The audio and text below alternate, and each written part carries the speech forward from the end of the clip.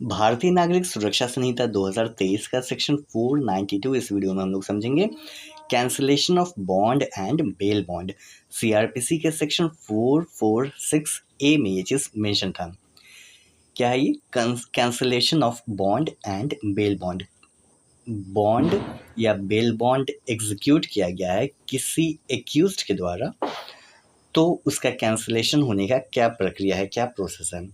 ये सेक्शन कहता है कि अगर कोई भी बॉन्ड या बेल बॉन्ड एग्जीक्यूट किया गया है किसी भी पर्सन के द्वारा या श्योरिटी के द्वारा उस पर्सन को रिलीज होने के लिए, तो वो अगर किसी भी कंडीशन का ब्रीच करता है वो पर्सन, तो ऐसे सिचुएशन में वो जो बॉन्ड होगा या बेल बॉन्ड होगा वो फोरफीट हो जाएगा, उसे जब्त कर लिया जाएगा। उसे ही कहा जाएगा कि ये कैंसलेशन हो गया बॉन्ड का। क्या कह रहा है कि the bond executed by such person, किसी भी पर्सन कोई ऑफेंस कमिट करता है उसे अरेस्ट कर लिया जाता है।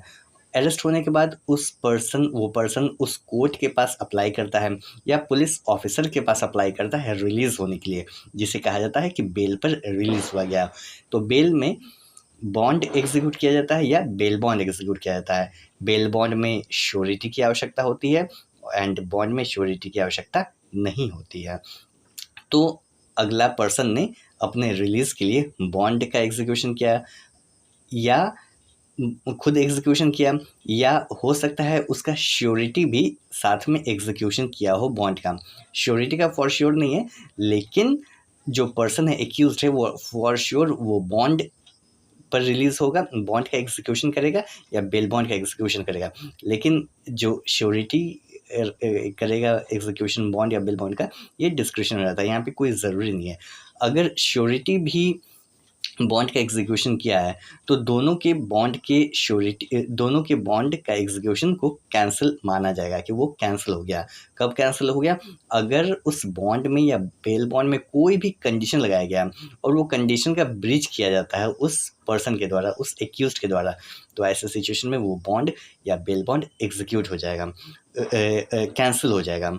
उसके बाद जो पर्सन रहेगा, जिस पर्सन को रिलीज़ किया गया है, उसे वापस हिरासत में लिया जाएगा। कहने का मतलब है कि वो जो रिलीज़ होगा वो रिलीज़ इल्लीगल माना जाएगा, उसको फिर से वापस कस्टडी में लिया जाएगा, अरेस्ट किया जाएगा। तो जो पुलिस ऑफिसर होगा या कोर्ट होगा, एज द केस में भी, दोनों में से कोई भी हो सकता है।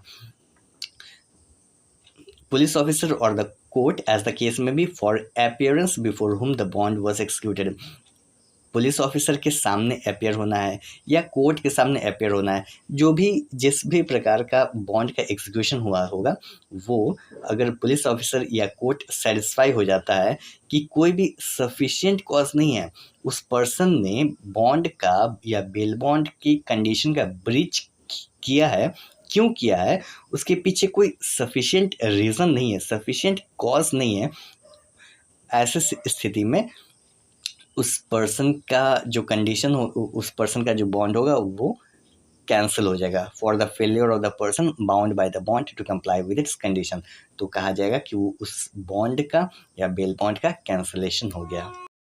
फर्दर इस सेक्शन का प्रोवाइजो कहता है कि उस पर्सन का बॉन्ड या बेल बॉन्ड कैंसिल हो गया, उसके बाद उसे अरेस्ट कर लिया जाएगा। उसके बाद वो पर्सन फिर से रिलीज़ हो सकेगा।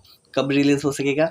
अगर उसने फ्रेश पर्सनल बॉन्ड का एग्जीक्यूशन किया, ताज़ा नया फिर से पर्सनल बॉन्ड का एग्जीक्यूशन करेगा, और केवल खुद का ही नहीं बल्कि एक या एक से अधिक श्योरिटीज़ के द्वारा भी बॉन्ड का एग्जीक्यूशन किया जाएगा for such sum of money, जितना भी सम ऑफ मनी जो उस कोर्ट को या पुलिस ऑफिसर को अप्रोप्रिएट लगेगा। उसके बाद उस पर्सन को फिर से रिलीज़ कर दिया जाएगा।